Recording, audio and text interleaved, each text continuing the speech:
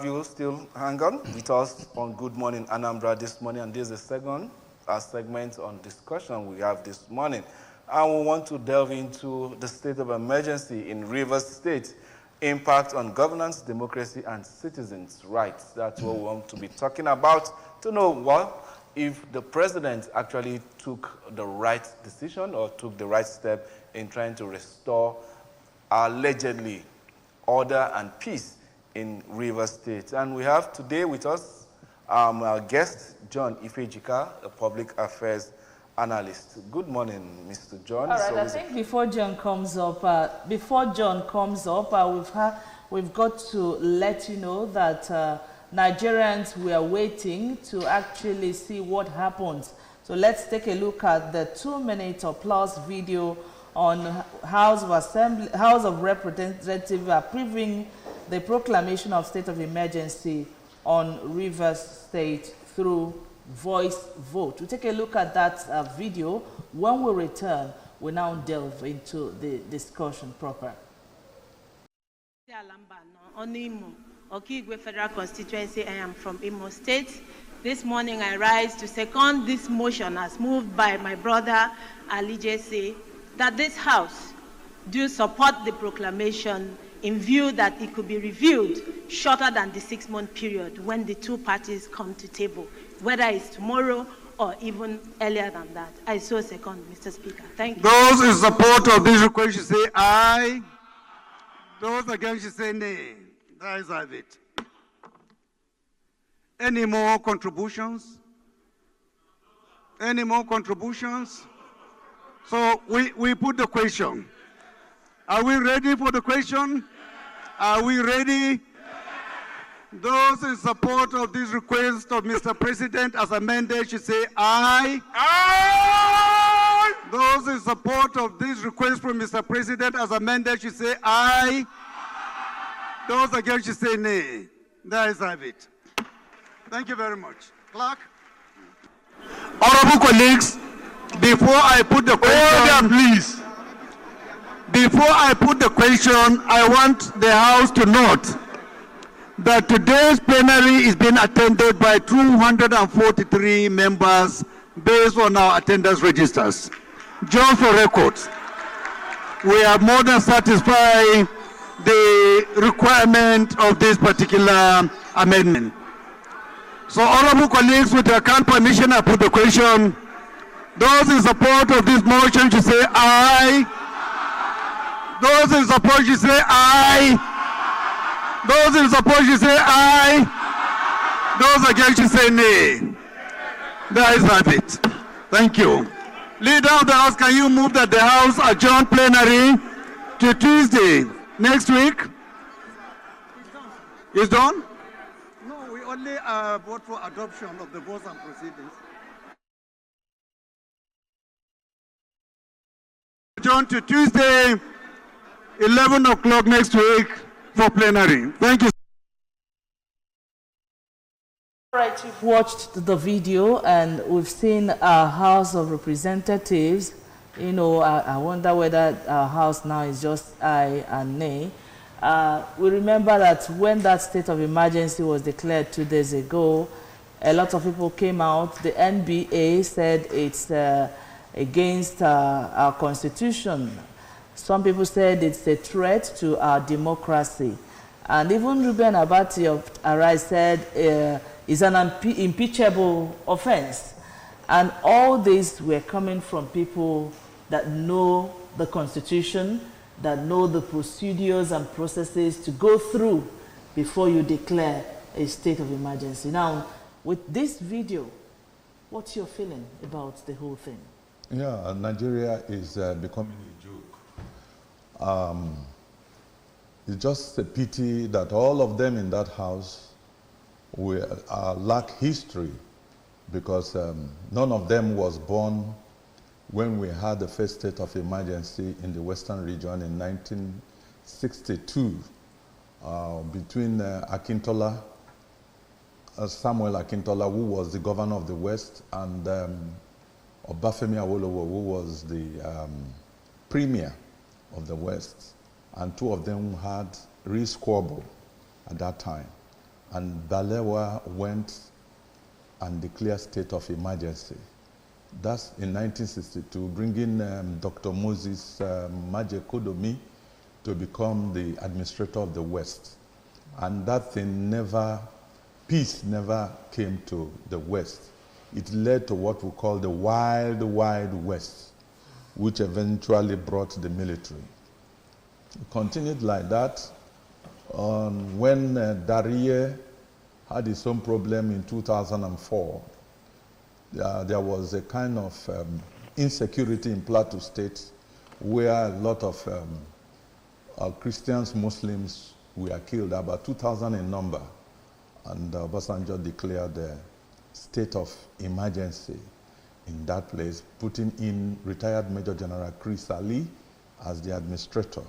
Then in 2006, there was the problem when Ayo Fayose was impeached by Ekiti State House of Assembly. And Obasanjo himself again removed, because Ayo Fayose was removed, and Olujimi, the woman who happened to be the deputy, was supposed to be the governor as enshrined in the Constitution. And she was removed because the speaker was interested. He wants to also be a governor. And Obasanjo now declared state of emergency. That was 2006, and brought in Tunji Oluri, retired brigadier general. He was one time a military governor in Oyo State. He's from Ogun State, and Oluri took over, and Abeokuta man, the same town with Obasanjo. So for you to know that there's a lot of favoritism, friendship, and so on in bringing in people, your allies, in state of emergency. Then, after that, Goodluck Jonathan, now there was problem. We all knew what happened in Adamawa, Borno, Yobe State, these three states, where you had Boko Haram insurgency, people were being killed and so on. And the only man that followed the constitutional requirement was Jonathan. He declared state of emergency. That was between 2013 and 2014. And in these states, the governors, in present day Shetima, who is the vice president, was the governor then in Borno State. And there was a state of emergency, but the governors were not removed. Rather, some local government areas which were under the control of insurgency at that particular time. And when it happened, the same president of the present day president of Nigeria was the one that said Jonathan has done something that is undemocratic and such. Now, that of Rivers. The president of Nigeria has, as a matter of fact, committed what we call treasonable felony. And this is highly impeachable, because in chapter 6 of our Constitution, part 2, section 188, it stated there how a governor or his deputy could be removed from office. If a governor is found wanting, there will be a notice to him, writing, specifying this is your offense, this is what you have done. And immediately he has gotten that notice, they will take the whole thing straight to the chief judge of the state, then chief justice of the federation if it's at the federal level. And now the chief judge of the state will now constitute a panel of 7 people. Those 7 people will, as a matter of fact, decide, and they will not be politicians. They are not people of the same political party or they have anything, but just 7 honest, decent, respectful individuals. It could be a man, it could be men and women or whatever, but in this case, you call them men. Forget about the agenda. And they will now investigate the governor. And after investigation, and they found the governor not wanting, they will now declare and said, let us go back to status quo, that the governor is found clean. And then the governor continues his job. But where it is, he will be impeached. there are a lot of things that happen in this country. When Ladoja was impeached, Obasanjo was the one who spearheaded it, and it was a shame. It was a shameful thing. And what happened? They went to hotel to sit the State House of Assembly or your State House of Assembly. They didn't come to the floor of the House. So you see a lot of irregularities, a lot of impeachable offenses that our so-called leaders are doing. The president has no power constitutionally to impeach a local government chairman, to remove a councillor, because these are the people that we have voted for the people. And this is a coup against the people that voted Fubara Siminalahi. So you're saying that the president actually went against the rule, I mean the constitution that he swore to uphold on inauguration? Yes, he is supposed by now to be facing impeachment because it's an impeachable offense. This is a rape on democracy. The president has raped democracy. And as such, he should not be in Abuja by now. He should, the House of Assembly, the House of Rep, which were, I saw their mouth the way they were talking. Yes, I was trying to ask you whether the House of Representatives, whether they do not understand, you know, how serious this issue is that made them to be laughing the way they were laughing. When money has changed hands, Nigerians don't have regard, no integrity, because once money, you have palmed their, you know, their palms. You do grease their palms with dollars, and in some cases, you see people begin to talk. Some of them will even disown their mother in that aspect. So this is exactly the scenario we found ourselves, and it's a very shameful one. How shameful it is, but then the worrisome aspect of it is that you gave precedents where Obasanjo did this, not following the rule of law, and Tinubu has come in to do the same thing. Now, when things like this go unabated, isn't that going to be tantamount to what we have as democracy that we are practicing here? Because nobody seems to have the courage to call both actions to order, talking about Obasanjo when it happened and now Tinubu. Yes. What happened was, you find out that Obasanjo was, his government was not even a democratic one. It was a kind of diarchy, what we call diarchy. That is military and civilian. That was what Obasanjo practiced. And the House, the problem is that most of the time, these people go and get weak leadership to handle their, you know, the State House of Assembly. Because at that particular time, Enwerem was, later it was Okadibo, then later it was Pius Anyi. So these ones couldn't have done anything because they were pocketed. We are looking for a situation. Look at when Okadibo wanted to be, you know, fairy and the whole distance, but Okadibo was also sponsored impeachment, was impeached and removed as the Senate president. So is it Akpabio that will tell the president the truth? You know how he came in? Or is it the Speaker of the House of Rep that will tell the president the truth? You know how they lobby to get there? The only National Assembly we had was that of Saraki and Tambowal, because the House decided to vote for their leadership. They voted for their leadership and there was no way. Tambowal became the Speaker and Ihedioha is a deputy. Then Saraki, the Senate President, Ekweremadu is deputy. That was the time the Senate was able to do that and they were able to pick on something like that. And when the Senate President talks, people listen.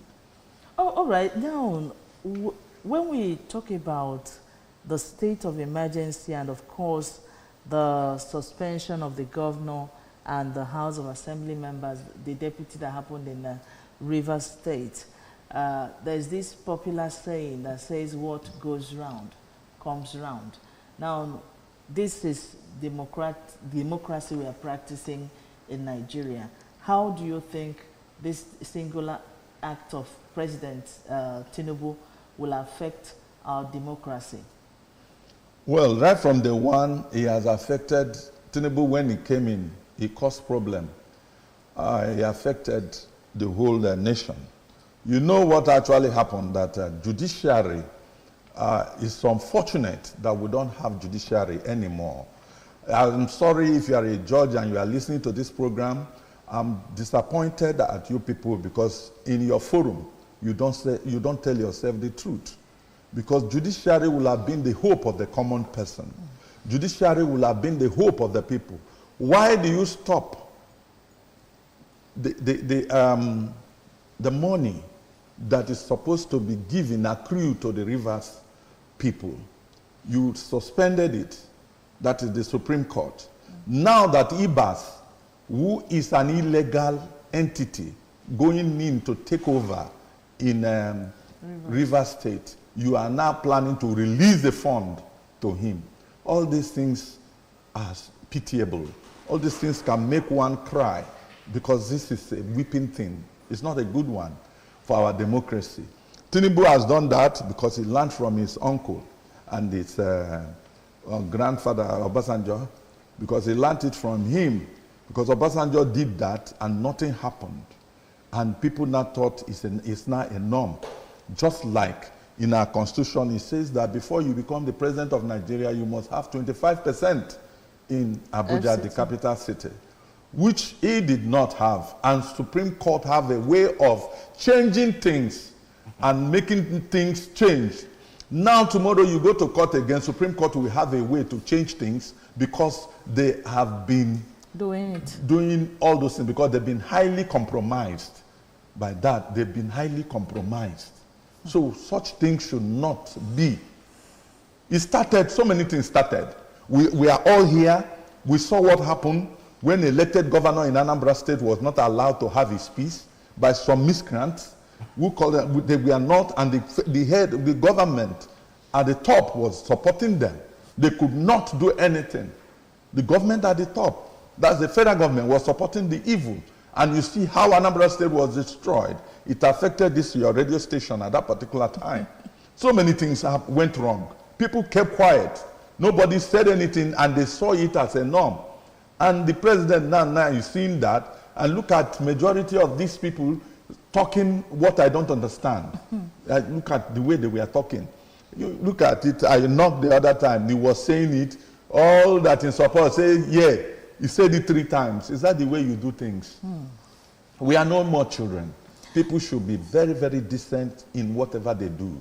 All right, with the review of our papers this morning, we saw a lot of people from Rivers State, Pandef, lamenting, you know, the Rivers people, they don't even know where they stand.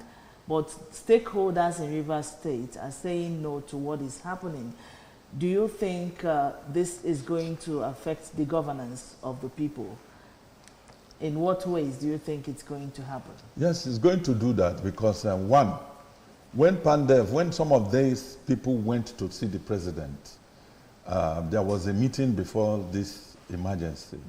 One lady who was at the meeting said she knew that there will nothing will come out because first, they were left outside for more than 1 hour, unattended for. People who are representing some group of state who came in for peace talk.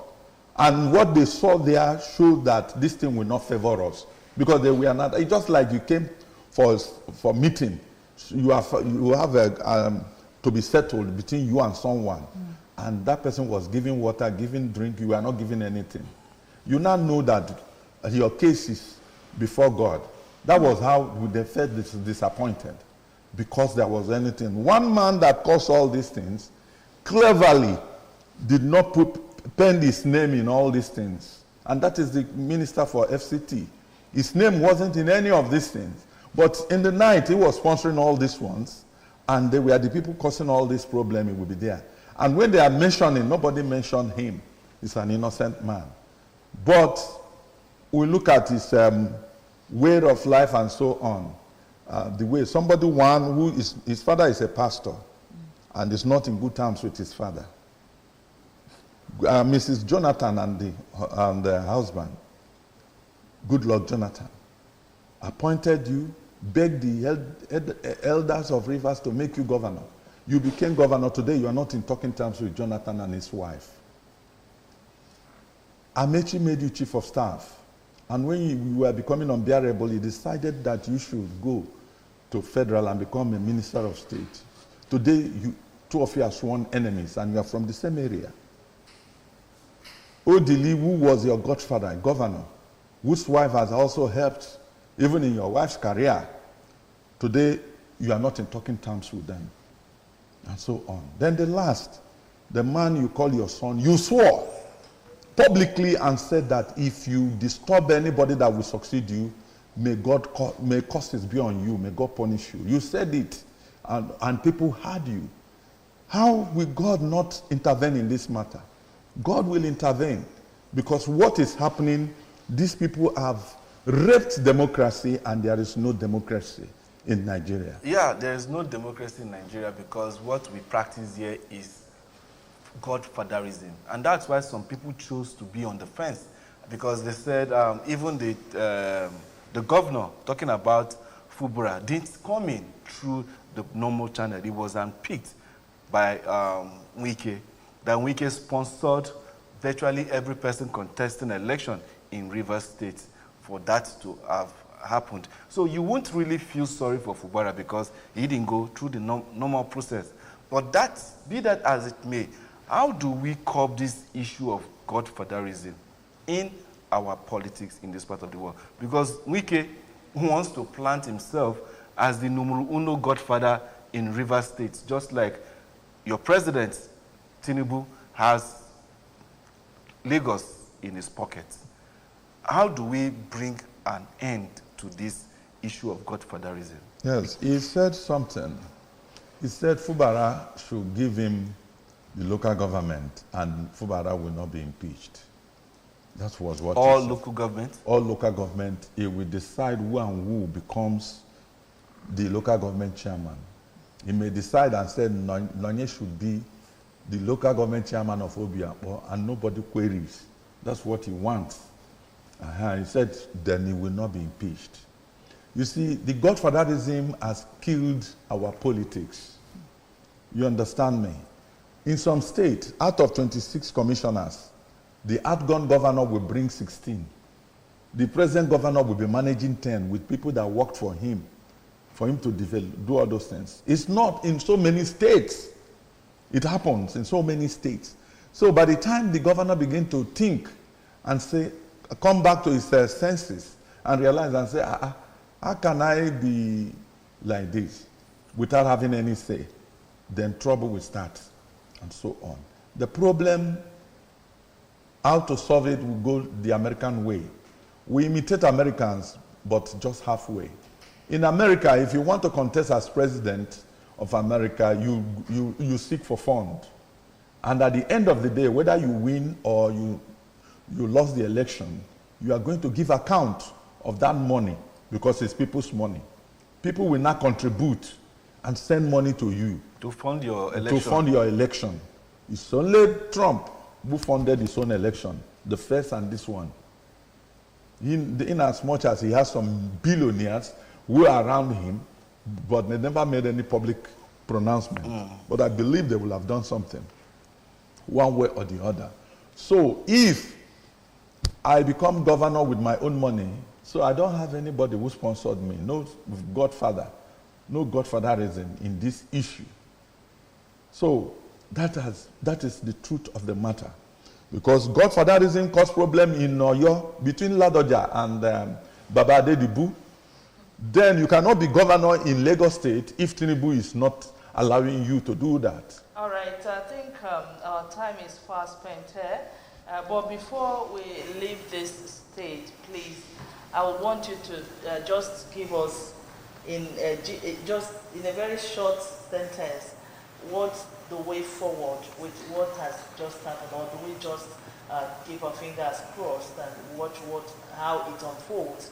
Because I know that the end has not really come for what happened in Rivers State. Yes, the end has not really come. But let's pray that it will not lead to wide rivers, like it happened in the West. And that thing ended up people like Awolowo going to jail in Calabar. All his lieutenant, Bola Ige, Latif Jakonde, they all went to jail because of all this issue. Now, this issue of Rivers State that we are taking, the people will protest. Some of them have started saying, why will you bring an Akwa Ibom man to come and become our administrator, that they don't agree. But the only thing is that if anybody wants to learn governance, they should come to Anambra State. All right. Because Anambra State has, you see the way it is done. The former governor has not even come around to ask for anything. He goes his own. Okay, well, thank you so much for being here this morning, John Ifejirika, to help talk about this pressing issue. We'd like to appreciate you for your time on TV. Thank you for having me. And that's it on the discussion segment for now. My name is Nonya Wokoye. And I'm Ajuluchuku Okabwe. Up next is Catch the Bus.